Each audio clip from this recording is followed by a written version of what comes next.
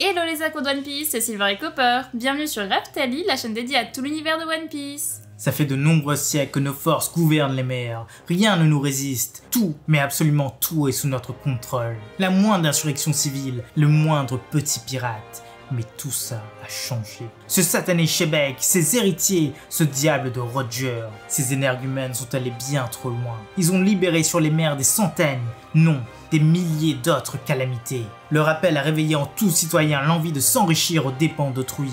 Mais nous allons rester forts. Et ensemble, nous, Marine, nous imposerons la justice sur ce monde.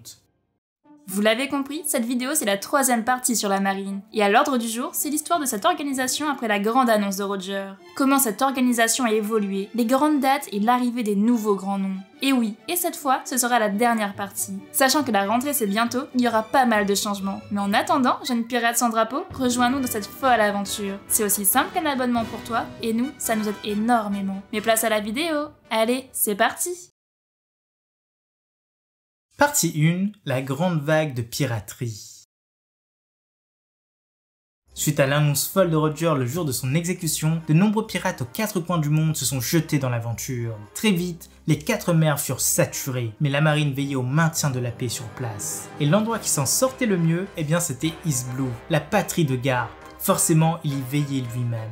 Comme il avait dit à Shiki, certains le voient comme l'océan le plus faible, mais pour lui, c'est un modèle de paix. Hélas, Grand Line n'avait pas eu cette chance. L'endroit était bien trop inexploré, et qui plus est, c'étaient les plus forts d'entre tous qui s'y rassemblaient. La grande ère que Roger avait lancée battait son plein. Et encore mieux, des genoux commençaient à sortir du lot. Un dénommé Crocodile, l'utilisateur du fruit des sables, Moria, l'utilisateur du fruit des ombres, Mihawk, un sabreur de légende, et son grand rival, Shanks. Face à cette menace, la marine et le gouvernement proposaient à certains d'entre eux un titre très particulier, celui de Shichibukai, une force destinée à contrer toute grosse attaque pirate, enfin celle surtout venant des grandes puissances du Nouveau Monde. Et même si en individuel toutes ces personnes perdaient face aux Yonko, leur force était indispensable. La marine, comme bien des organisations de notre temps, était en sous-effectif. Partie 2, élimination. Face à un tel désastre, la marine décréta que tous ceux qui étaient affiliés au roi des pirates devaient mourir. En premier lieu, il y avait ces hommes, qui connaissaient les secrets de ce monde. Puis, son enfant présumé. Après tout, il avait disparu 1 an, et selon plusieurs sources, il se comportait comme un père sur l'île de Bateria. Alors la marine a ordonné de tuer tous les enfants qui auraient pu être de lui. C'était un vrai génocide, et ils pensaient tous avoir réussi. Et enfin, ils avaient attrapé un autre de ses affiliés, son charpentier, celui qui avait construit le Oro Jackson. Il fut jugé coupable même s'il arriva à négocier sa vie et sa liberté.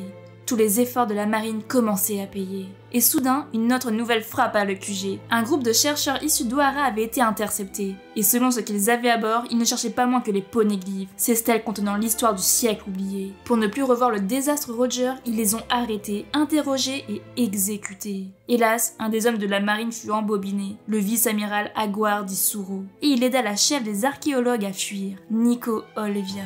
Pour pallier tout problème, un Buster Call fut lancé sur son île natale, là où les recherches battaient leur plein, sur Ohara. De nombreux grands noms de la marine s'y rendirent, dont Aokiji et Akainu. Mais là aussi, seule une jeune fille survécut, c'est notre chère Nico Robin. Elle aussi savait lire les stèles, et sans aucun doute, elle deviendrait une vraie menace. Forcément, une énorme prime de 130 millions de berries fut mise sur sa tête. Mais comme vous le savez, elle ne fut jamais réellement attrapée. Partie 3, les guerres. En plus des pirates, de nombreux troubles éclatèrent dans toutes les régions. Une organisation était née, les révolutionnaires. Et à leur tête, il n'y avait pas moins que le fils de Garp le héros. Et leur but, c'était de faire tomber le gouvernement. Forcément, c'est des révolutionnaires après tout. Mais leur force à l'époque était bien trop minime. Alors qu'à East Blue, une grande guerre vit l'affrontement entre les pirates et la marine.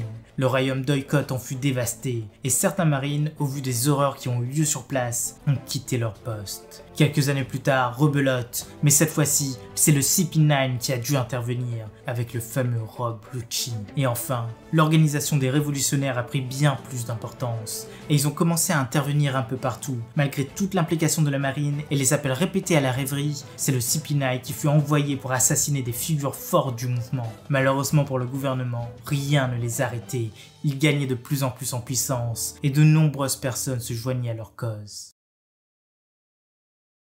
Partie 4, évolution. Avec toutes ces nouvelles épreuves, la marine a encore dû consolider ses rangs. Entre l'entraînement des recrues prometteuses et l'utilisation à outrance des fruits du démon, leur puissance devenait indéniable. Et un nouvel amiral en chef fut nommé, Sengoku, un des héros de l'ancienne génération. Il était dans la lignée du précédent commandant en chef, Kong, qui lui reçut une promotion. Cet homme bien mystérieux était devenu commandant en chef des forces armées du gouvernement. Mais Garp refusait toujours le rang d'amiral, et 3 autres puissances allaient prendre cette place. Aokiji, le Logia de la glace, Akainu, celui du magma, et Kizaru, l'homme lumière. Sans parler de tous ces vice-amiraux compétents qui sillonnaient les mers, mais aussi ces nouvelles recrues prometteuses. Smoker, colonel à Locktown, et son aide de camp Tashigi. Le colonel Morgan, qui avait arrêté Kuro, le grand pirate de la région, Ina, la dame de fer, Full Body, le prometteur, et Drake, le Zoan antique. Les choses allaient de mieux en mieux, mais le monde n'allait pas tarder à basculer. Partie 5, les nouvelles menaces. À partir de ce moment, les mers étaient prêtes à se déchaîner encore plus qu'avant. Car de tous les côtés, de grandes menaces avaient dompté leur région d'origine. Capone à l'ouest, Bonnet, Kid et Killer au sud, Law et Hawkins au nord, et enfin Zoro et Luffy à l'est. Tous se dirigèrent vers Grand Line dans le but de ravir le titre de roi des pirates. Tous étaient violents et leur prix monta en flèche. Mais les pires d'entre eux, c'étaient les chapeaux de paille. Leur chef était le petit-fils de Garp.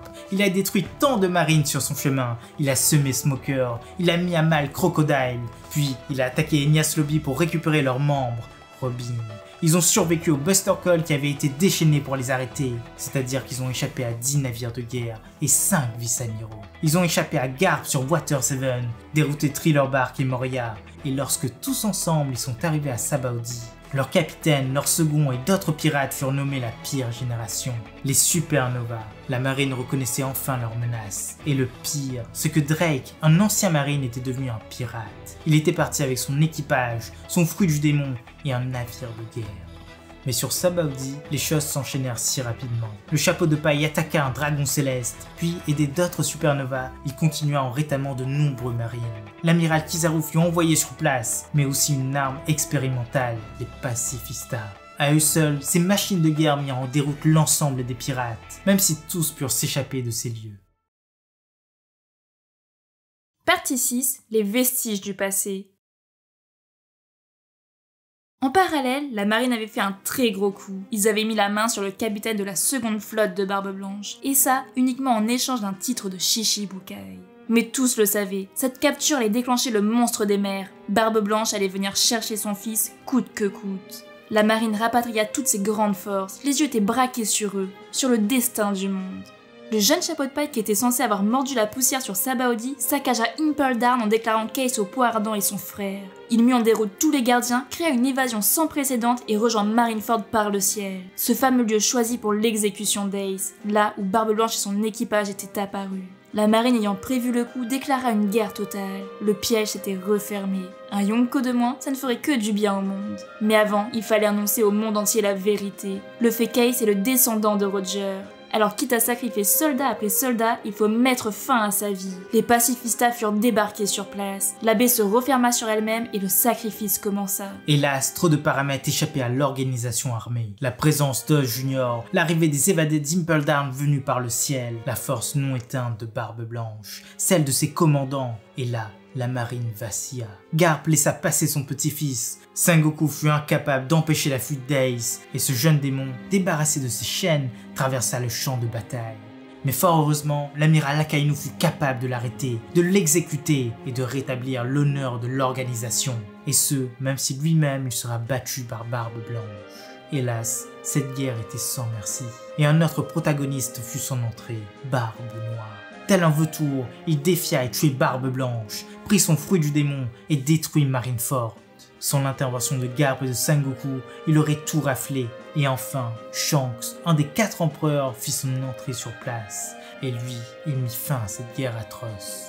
Aux yeux du monde entier, la marine avait tout gagné. L'objectif était atteint, Barbe Blanche était mort, Ace avait été exécuté. Et pourtant, Impel Down était tombé, ce chapeau de paille s'était enfui. Barbe Blanche avait dit en direct que le One Piece existait. Les pertes étaient innombrables et Marineford était détruite. Partie 7, restructuration. Suite à l'annonce de Barbe Blanche, les mers avaient retrouvé leur agitation d'il y a 20 ans. De nombreux citoyens se lancèrent dans la piraterie et pillèrent de nombreux villages. Les anciens territoires de Barbe Blanche tombèrent les uns après les autres. Toutes les forces de la marine étaient mobilisées aux 4 coins du monde, et Sengoku, face à ce désastre, démissionna. Il proposa comme remplaçant Aokiji, mais le conseil des 5 anciens penchait pour Akainu, le héros de la Grande Guerre, celui qui avait blessé Barbe Blanche et tué Ace. Forcément, un duel eut lieu pour les départager. Le lieu choisi pour ça, Punk Hazard, fut totalement défiguré. Et à la fin, le pire des deux l'emporta. Kuzan perdit une jambe et il s'obligea à quitter la marine. Il ne pouvait servir sous les ordres de son rival. Akainu, quant à lui, prit ses fonctions en grande pompe. Il ordonna mesure sur mesure, durcit l'organisation, changea l'emplacement du QG et lança une grande conscription nationale. Il fallait remplacer les 2 amiraux manquants. Pendant un temps, il fut question de choisir 2 marines, Shaton et Mumusagi, mais pour une raison ou une autre, ce ne fut pas le cas. À la place, on choisit 2 personnes lambda. Fujitora, l'utilisateur du fruit de la gravité, et Ryukyugyu, l'homme qui n'a pas besoin de manger. Ce sont eux qui prendront ces places vacantes. La marine devenait de plus en plus puissante, et certains éléments prometteurs montaient en grade rapidement. Smoker est devenu vice-amiral du G5, Tashigi, colonel de la marine à ses côtés. Le jeune Koby a aussi atteint ce grade. C'est d'ailleurs la promotion la plus rapide de la marine. Tout ça grâce à son intervention très remarquée durant l'incident de Rocky Port. Et enfin, Hermep, son fidèle ami, a aussi eu une promotion éclair. Mais cette fois-ci, c'est sans piston. Partie 8. Trahison. Mais de nombreux incidents se passèrent également. 2 ans après la guerre au sommet, l'équipage du Chapeau de Paille était de retour. Et cette fois-ci, ils avaient fait très fort. Ils ont mis en déroute le colonel Sentamaru et les pacifistas. Ils se sont précipités dans le Nouveau Monde directement. Et sur place, ils ont détruit Punk Hazard alors que Smoker s'y trouvait. Pire, un infiltré fut mis à nu sur place. Le vice-amiral Vergo. Ce monstre appartenait aux pirates de Dofi et il était un infiltré de longue date. Mais le gouvernement ne réagit absolument pas. Bien au contraire, car il va en plier face aux menaces de Dofi. Celui-ci voulait feindre sa démission du corps des Shichibukai. Et pourquoi? Eh bien tout ça pour faire tomber Law et Luffy dans un piège. Un amiral, le Cipinai, fut même envoyé à Dressrosa.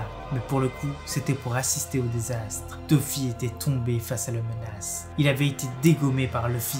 Et par là même, toutes ses manigances furent dévoilées au monde entier. Il avait utilisé les fruits du Juju pour manipuler les mémoires. Alors la marine n'eut d'autre choix que de l'arrêter après sa chute. Et Fujitora annonça au monde entier qu'il avait failli, que c'était le Chapeau de Paille et Law qui avaient tout fait. Il se mit même à genoux devant le roi Riku, le tenant légitime des lieux. À ce moment, la marine, si forte, avait avoué sa faiblesse. Et même si l'amiral en chef fut hors de lui en apprenant tout ça, le mal était fait. L'organisation commençait à vaciller. Partie 9, la chute et l'avènement. Et enfin, le plus grand événement mondial eut lieu, la rêverie. Tous les marines furent réquisitionnés pour sécuriser le transport, mais aussi le lieu de la réunion. Et malgré toutes ces défenses, les révolutionnaires réussirent à attaquer. Les 2 amiraux présents, Fujitora et Ryukyugyu, furent pris dans la bataille, mais réussirent à se dépêtrer, même s'il y a eu des morts. Enfin, on ne connaît pas encore la fin de l'histoire. Mais les rois avaient eu le temps de prendre une très grande décision. Ils avaient aboli l'ordre des Shichibukai. La marine en sous-effectif fut dépêchée sur tous les fronts, prêts à se battre pour tous les mettre en prison. Ils veulent en faire des exemples. Qui a affronté qui? Qui a gagné? Ça, on ne sait pas. Mais ce qui est certain, c'est que le gouvernement, par le biais de Vegapunk, a réussi à créer des armes capables de les surpasser. Et aujourd'hui, la marine semble s'en être équipée. Mais ça, c'est l'avenir qui nous le dira. Et nous, personnellement, on a vraiment hâte de voir ça. Voilà, c'est déjà la fin de cette vidéo. On espère que ça vous a plu. Et surtout, laissez-nous votre avis en commentaire. C'était Silver et Copper pour After Lille. À bientôt les accros de One Piece.